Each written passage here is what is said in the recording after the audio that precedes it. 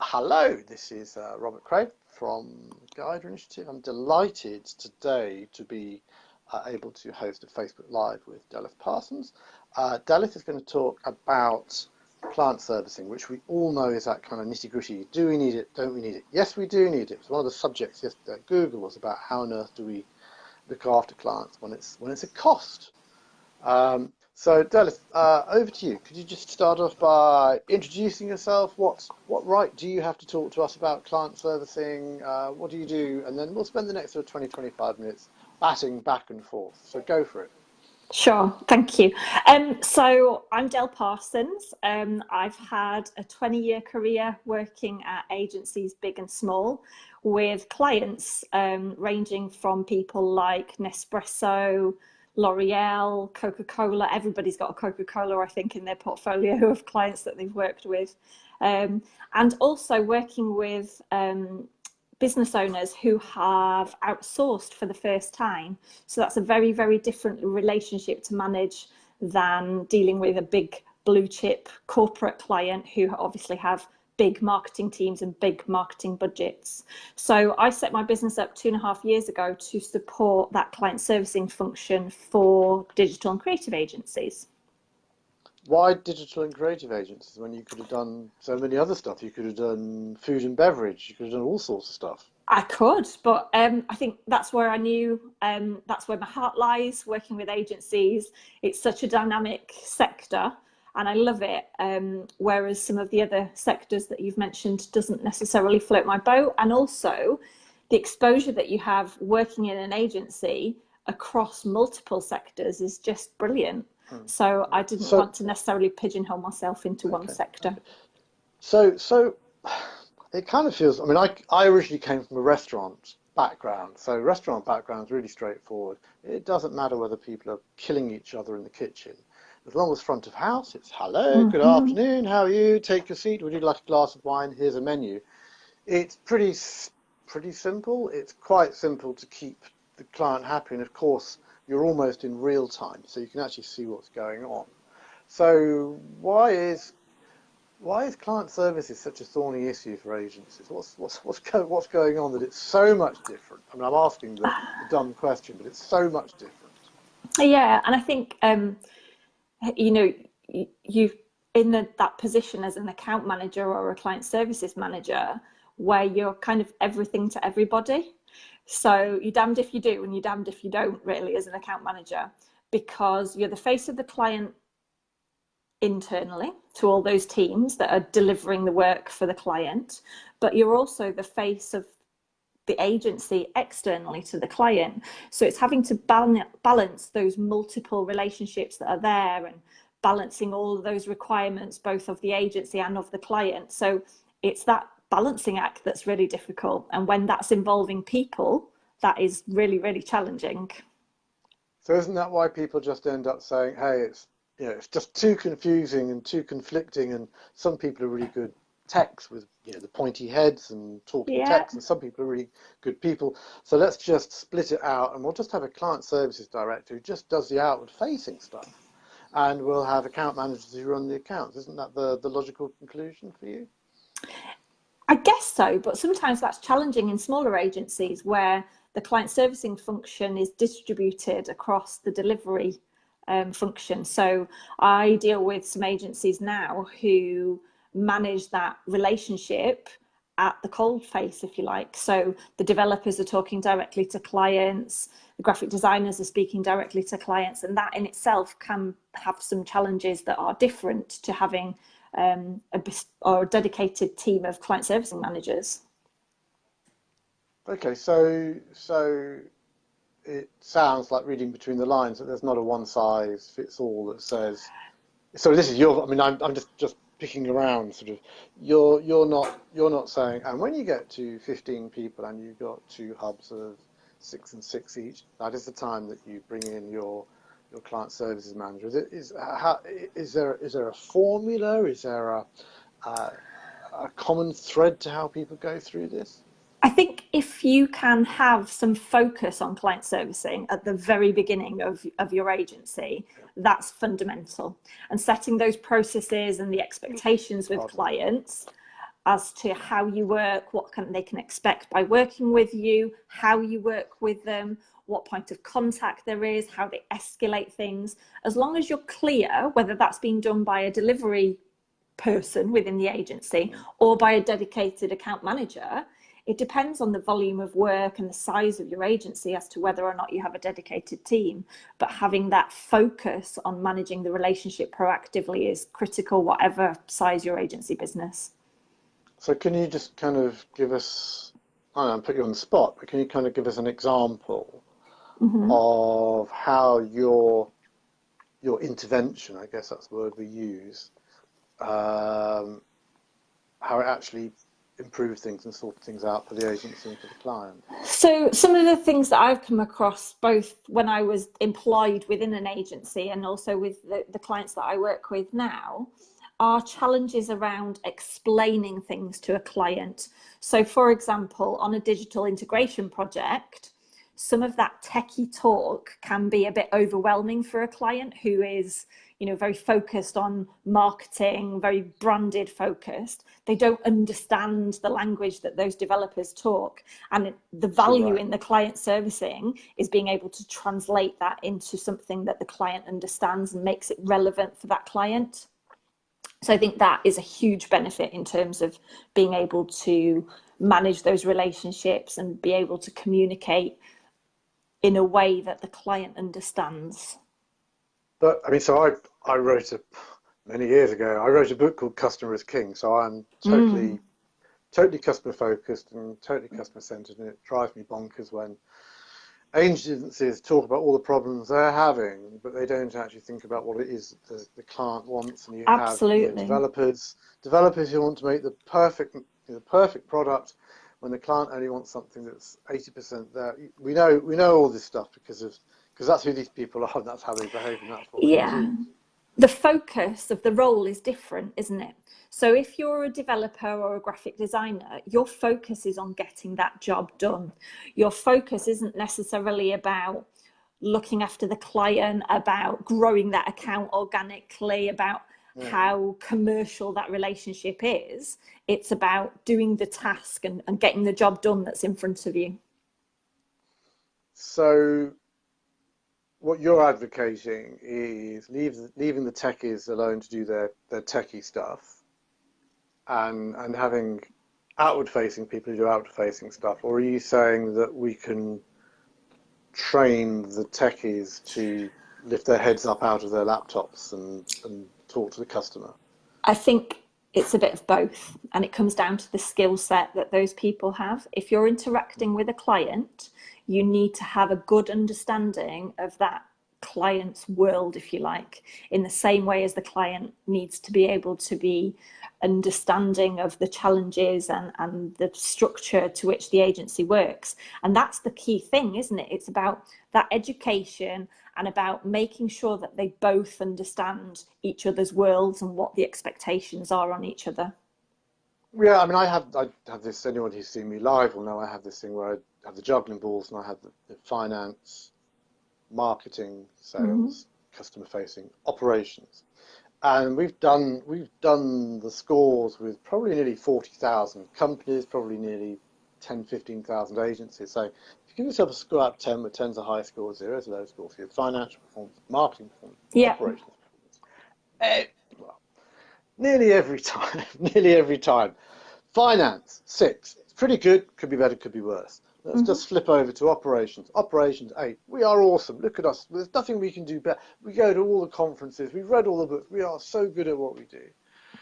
And then when you come to the marketing, sales, people piece, it's pants. That's the only word I can use to describe it. There's like a lack of too much inward facing, too much inward focus. KPIs, which are all about internal measures, not about is the client happy. Complaints about why do we create 25-page reports when the clients don't even read them? Well, have you asked the client what the client actually wants? Maybe the client doesn't want a 25-page report. So there's a whole load of assumptions, and I think often with agencies, people bring those assumptions from the last agency they worked at, because it worked there, so it must work here. And I guess my frustration is they're not they're not designing the agency with the client at heart. They're designing the agency Absolutely. with the technology at heart. So I guess, is that endemic? Is that just the nature of the beast? We just get Yeah, used I to it. think so. And, you know, you just mentioned that, what works in one agency doesn't work in another agency.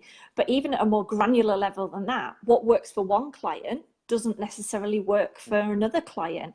And it's about being able to adapt to the wants and the needs of that specific client. And absolutely being really focused on what you can do as a business to make that client's life easier.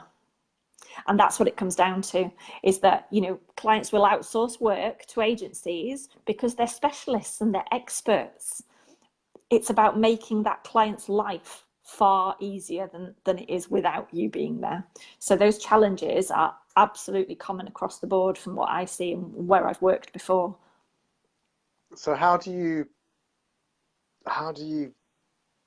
get it into the business? I can hear the conversation with the managing director, the owner Mm-hmm. founder, and they're saying, "Oh, we're getting more complaints, and oh, we're leaving work on the table because we're not there. Oh, we can't find enough people. We've got to get the utilization rate up. We've got to get stuff going."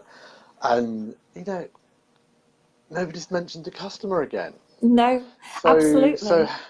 so how do you get the customer back in the room? It doesn't happen overnight, that's for sure. It's not like there's a magic wand that if you have a meeting with a client, it's all happy. It takes time, it takes effort, and it needs to be built into the culture of how you work as a Okay. business. So on an ongoing basis, how you communicate with those clients, how you engage with them regularly, how you add value to those conversations and that relationship that you have. So it's about meeting with them, creating reasons to go and see the client, talking to them about what's going on so that the client doesn't ever feel on the back Yeah. foot with things. Yeah. There's a lovely book I'm reading at the moment called uh, uh, something like Naked Selling, Go Naked, Naked Selling by Patrick Lencioni. Patrick Lencioni wrote The Five Dysfunctions of the Team, which is another awesome book. Um, and it's one of these fable type books. And the big consulting firm is losing work left, right, and centre to the little one. So they buy the little one out and they go in and check out what's going on in the little consulting firm that makes them more profitable, able to charge higher fees, keep clients for longer, and win business against the big consulting firm. Mm. And at first, the small consulting firm seems really disorganized, it doesn't prepare for anything, and all it does is it just engages with the client. It rocks up and says, "Tell me about your world." It says, "What are you Mm. trying to do?" It doesn't pate de foie gras its solution on them. It just shuts up and listens and figures out what they really want. Mm. And then the argument is that the work then comes out of the back of it. Um, and that's not just in terms of the sale piece, but in terms of maintaining, keeping clients on board, and so on and so forth. Uh, I'm going to ask the really stupid question. It's so blindingly obvious that that's what you should do. I mean, everyone has it on their to-do list. Talk Mm. to my top 20 customers, visit, have a cup of coffee, invite them to the football, whatever it is, brackets, but we don't do it.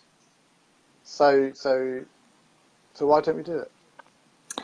I think because we're so busy juggling multiple tasks and multiple projects, we can be too internally focused, as you just talked about. We're on to the next project very quickly, we're on about meeting deadlines. But fundamentally, it comes down to the discipline and the consistency of how you manage your clients to protect your ongoing relationship. So clients will leave agencies even if the work is really good, Yeah, yeah, yeah, if yeah. the experience isn't great from a servicing point of view. So you've got to prioritize those things. You've got to schedule it. You've got to have it in your diary and prioritize it like you would a project for a client. It's as important.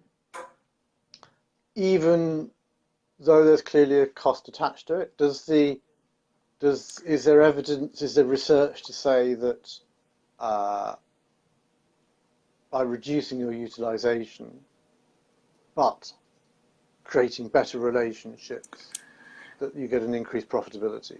Yeah, so we used to go through a process of analysing our client base and reviewing what the opportunity potential was within our client base. And we used to manage the engagement in line with that. Because sometimes as an agency, you'll have those clients that are low revenue and low opportunity. You don't want to be spending a huge amount of time traveling to meetings, taking days out of the office to go and see them, but you can absolutely be calling them on a regular basis. You can absolutely be making sure that they get any email communication that you're sending out. You can absolutely make sure that they are in your wider audience to know about the things that the agency's doing, things that are happening in their sector. Engagement doesn't necessarily always mean you're having to travel out of the office and go and sit in front of the client for a couple of hours. It's what the commercial management of that relationship means to you as an agency. So it's about having the understanding of the commercials of that relationship and the visibility on those commercials. So you've actually got to hardwire it into the DNA of the agency. Yeah, absolutely, absolutely. Because otherwise it's like, I mean, we've all been to agencies and they've got all these initiatives up on the wall. It's like strategy, marketing, teams, finance, and now you want us to do customer. Yeah. And it's like, does that therefore mean that the winners are the ones who can juggle the most balls? Is it inevitable that if you ignore client satisfaction, if you ignore interaction with clients, that you're going to get a high customer churn rate? Yeah. So I think it is. Absolutely. And, you know, I've worked as a client as well. I've had some time on client side, which gave me a real insight into how some agencies work. Because when I was client services director at an agency, my team always used to go to meetings and the last question they would ask at that meeting was, is there anything else I can help you with? And inevitably that brings back a brief to the agency to cost on. Whether you win it or not is a different question. But at least you're asking, at least you're trying to make the client's life easier, at least you're trying to resolve some of those problems that the client has. And it's such a simple thing to do, but people just don't do it frequently enough. And what out of interest, so I guess there's, oops, I'm all tied up. I guess there's a size where you start having a client services director. I guess also there's a size where you don't have a client services director, but maybe you have someone doing 50/50 or whatever, 30/70 or whatever it is. So are there kind of broad numbers where you can say up to 15 staff, not necessarily more than 25 staff, compulsory or whatever? I mean, how do you see the world? I think, you know, once an agency gets up to sort of 7, 8 people, it warrants some kind of project management split across perhaps somebody that's got account management and project management skills. And as the agency grows from there, it becomes more and more necessary to do that, because otherwise it falls to the agency owner to do it. And the agency owner, by the nature of how many hours are in the week, become the bottleneck, you know, and the client servicing then falters off the back of that. So I think once you do get to, you know, 7 or 8 people within your agency, it's something you really need to think about. But even before then, it's about establishing it as an ethos and being very customer focused, even if you're just a freelancer. I mean, that's the message that's coming through to me, that it's not something that you can say, oh, we're 10 people now. Whoa, agencies with 10 people have someone who does client services. Now we need to do it, because that's actually too late, because you've actually created this culture which says it's about us. It's not about the customer. It's about us. It's about our ping pong tables and football tables and so on and so forth, because that's what being in business is about. Yeah, somebody brings in the work, Yeah. but it's actually, and I obviously, because you do it, um, uh, but I sometimes struggle to to know whether you can change it. I had a conversation earlier on today about um, a German agency that is typically German in its approach, which sounds like a dreadful thing to say, but it's all the things you'd expect from a German agency. Very pedagogic, very Hmm. process-driven, very numbers-oriented. And we were talking about their system, and their system is um, all about knowledge. We have this knowledge, we have these skills, we will apply. We have this knowledge, have these skills, we will apply. And there's no mention anywhere of attitude. Mm. And and you know, it's, to my mind, the starting point is mindset and Yeah. our approach to how we stuff. And also, it's about what is it the clients want, because it may well be the client doesn't want the most efficient, maybe they want the most effective, and maybe unless we really understand that the client's going away for a month in September, or the client's pregnant, or the client's obsessed with the color pink, or whatever it is, unless we understand, unless we have those relationships, Hmm. then it doesn't matter how great your skills are. It doesn't matter how great No. your your knowledge is, because you're just missing something totally fundamental.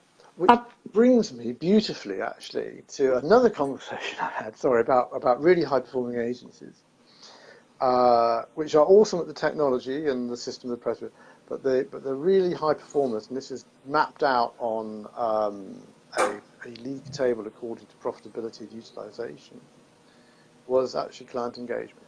The mm, ones that had 24/7 customer support, the ones that had a help desk, the ones that had an FAQ, the ones that had a Wikipedia, they won the battle every time against the ones who just had a great tech platform. It's like, yeah. isn't that obvious? Yeah. Sorry, I'll calm down now. But So, there's some stats that do the rounds, and I think there's something like only 18% of agencies have some focus on client retention, which to mm, me is really, really scary, mm, because mm, mm.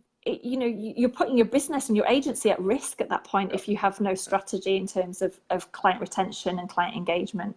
Is And that just because it's easier to measure stuff that goes into the top of the funnel than probably, measure when it drops out, and yeah. being able to? Yeah. But you made the point earlier about measuring satisfaction and how you do that. And Mm, usually those KPIs are very internally focused, but there's no mm, reason that you can't be measuring the external KPIs as well, in terms of how satisfied clients are with you, and whether you do that as a formal survey or do it as part of your process of engaging with them in meetings or with phone calls. Or I've seen agencies send surveys out off the back of a ticketing system. So for maintenance, for example, that they just ping across a message to the client and say, did we resolve it in the time scale that you expected? Has it been resolved mm. to your satisfaction? And things like that are really easy and quick to implement. And do you recommend something like Net Promoter Score? Is that sort of the sort of thing you Yeah, recommend, or is there something cuter or clever for you? I work with a couple of agencies that monitor that, but it's what works for your agency. Mm. And as long as you've got some kind of metric and some kind of measurement on it, it's whatever works and whatever's easy for you to manage. As long as there's some visibility on it and you're monitoring it, by the nature of you monitoring it, it has some focus, which has to be a good thing. Okay, okay. So, um, if you were to kind of do your your sort of closing slide, your kind of and the key points and things we mustn't forget, or the golden rules, or top 5 tips, or Mm-hmm. what is it you want people to go away from this Facebook Live thinking about? Um, What is it you want them to go away and do?